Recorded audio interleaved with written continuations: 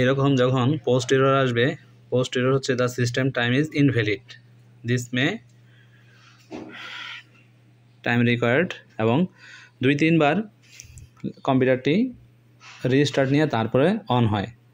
তো সেক্ষেত্রে হচ্ছে আমাদের এই যে বায়োস ব্যাটারি দেখতে পাচ্ছেন, এই বায়োস ব্যাটারিটাতে প্রবলেম হয়।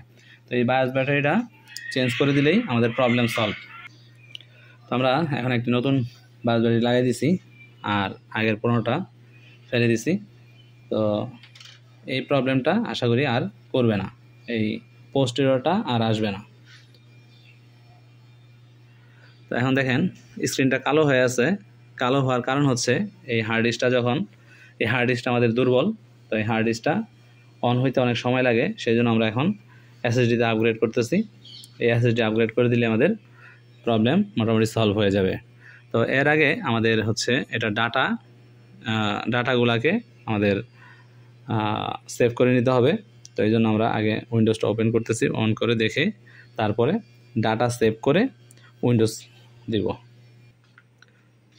তো এসএসডিটাতে উইন্ডোজ নিচ্ছিল না, তো আমরা বারবার বুট ফেল করতেছিল প্যানড্রাইভ থেকে, প্যানড্রাইভ পাচ্ছিল না। তখন আমরা এই হার্ড ডিস্কটা খুলে দিছি, খুলে দেওয়ার পর হার্ড ডিস্কটা ডিলিট করছে, এবং হার্ড ডিস্কটা কিন্তু এখন এসএসডিতে কিন্তু এখন উইন্ডোজ নিচ্ছে, দেখতে পাচ্ছেন উইন্ডোজ চলতেছে।